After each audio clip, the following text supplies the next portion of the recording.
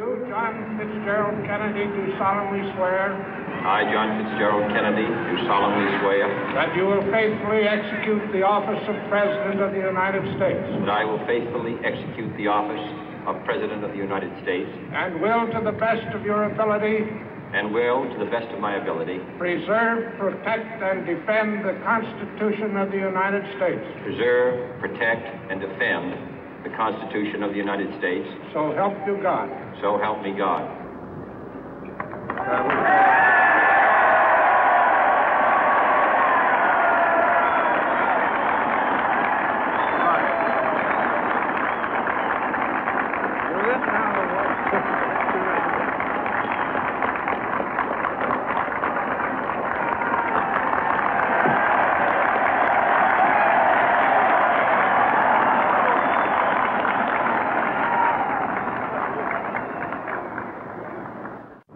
Vice President Johnson, Mr. Speaker, Mr. Chief Justice, President Eisenhower, Vice President Nixon, President Truman, Reverend clergy, fellow citizens. We observe today not a victory of party, but a celebration of freedom, symbolizing an end as well as a beginning, signifying renewal as well as change. For I have sworn before you and Almighty God the same solemn oath our forebears prescribed nearly a century and 3/4 ago. The world is very different now, for man holds in his mortal hands the power to abolish all forms of human poverty and all forms of human life. And yet the same revolutionary beliefs for which our forebears fought are still at issue around the globe. The belief that the rights of man come not from the generosity of the state, but from the hand of God. We dare not forget today that we are the heirs of that first revolution.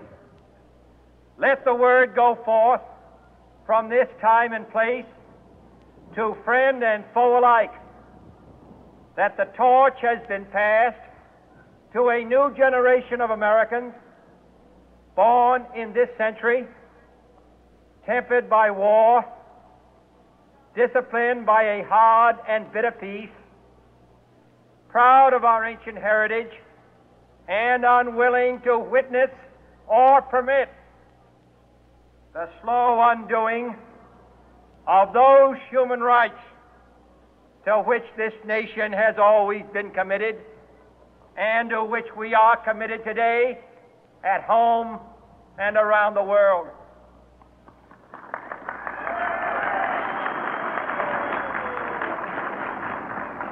Let every nation know, whether it wishes us well or ill, that we shall pay any price, bear any burden, meet any hardship, support any friend, oppose any foe to assure the survival and the success of liberty.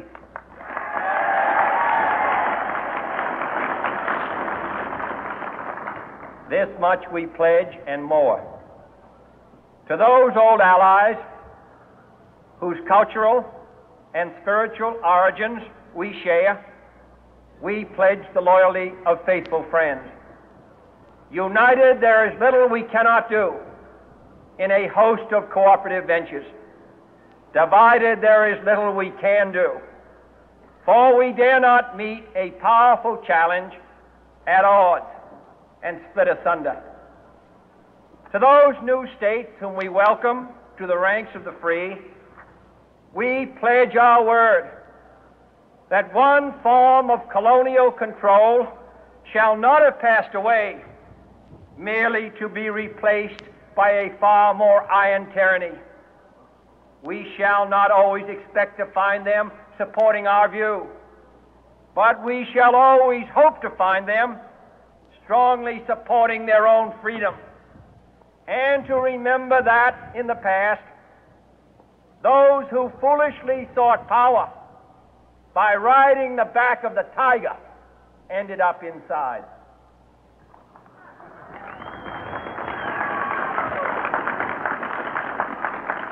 To those people in the huts and villages of half the globe struggling to break the bonds of mass misery, we pledge our best efforts to help them help themselves for whatever period is required, not because the communists may be doing it, not because we seek their votes, but because it is right. If a free society cannot help the many who are poor, it cannot save the few who are rich.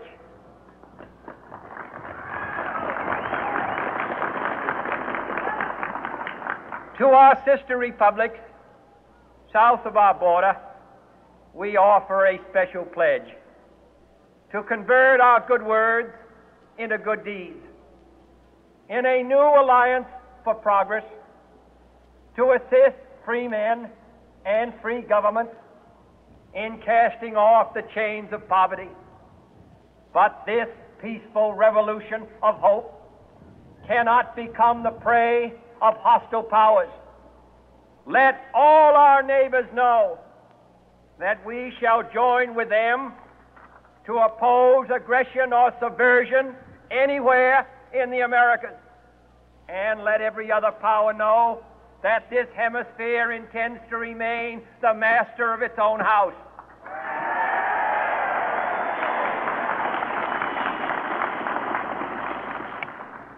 To that World Assembly of Sovereign States, the United Nations, our last best hope, in an age where the instruments of war have far outpaced the instruments of peace, we renew our pledge of support to prevent it from becoming merely a forum for invective, to strengthen its shield of the new and the weak, and to enlarge the area in which its writ may run.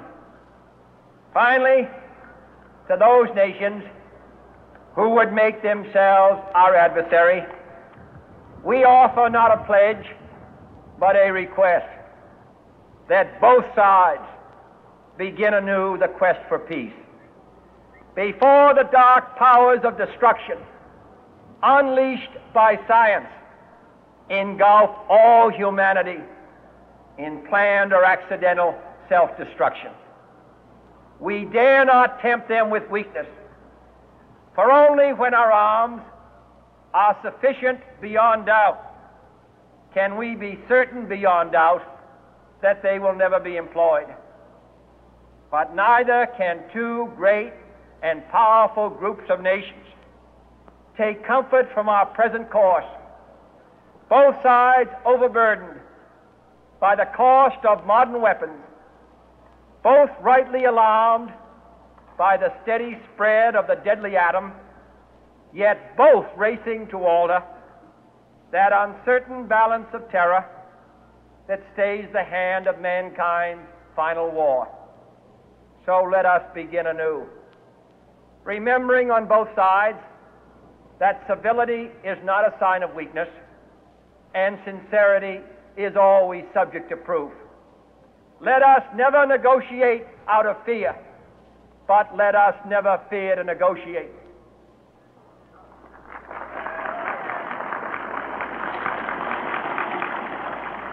Let both sides explore what problems unite us, instead of belaboring those problems which divide us.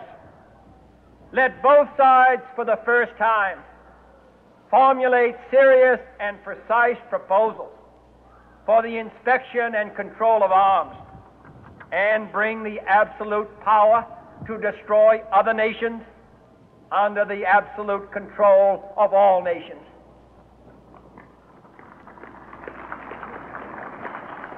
Let both sides seek to invoke the wonders of science instead of its terrors. Together, let us explore the stars, conquer the deserts, eradicate disease, tap the ocean depths, and encourage the arts and commerce. Let both sides unite to heed in all corners of the earth the command of Isaiah to undo the heavy burden and let the oppressed go free. And if a beachhead of cooperation may push back the jungle of suspicion, let both sides join in creating a new endeavor, not a new balance of power, but a new world of law, where the strong are just and the weak secure and the peace preserved.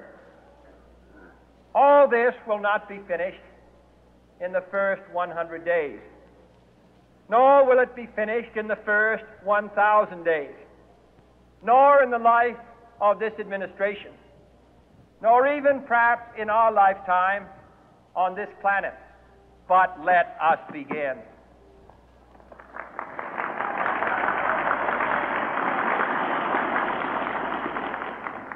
In your hands, my fellow citizens, more than mine, will rest the final success or failure of our course. Since this country was founded, each generation of Americans has been summoned to give testimony to its national loyalty. The graves of young Americans who answered the call to service surround the globe. Now the trumpet summons us again, not as a call to bear arms, though arms we need, not as a call to battle, though in battle we are, but a call to bear the burden of a long twilight struggle, year in and year out, rejoicing in hope, patient in tribulation, a struggle against the common enemies of man, tyranny, poverty, disease, and war itself. Can we forge against these enemies a grand and global alliance, north and south, east and west, that can assure a more fruitful life for all mankind? Will you join in that historic effort?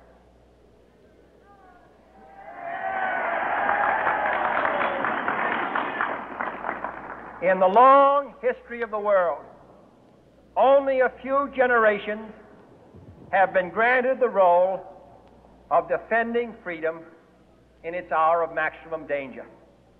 I do not shrink from this responsibility. I welcome it.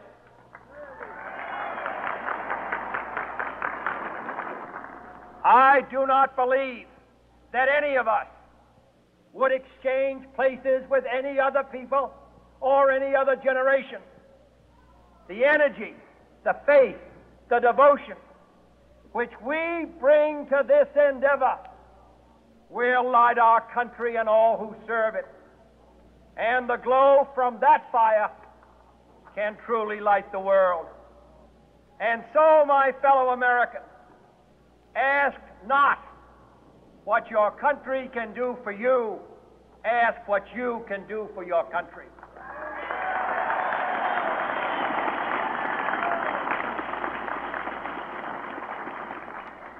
My fellow citizens of the world, ask not what America will do for you, but what together we can do for the freedom of man.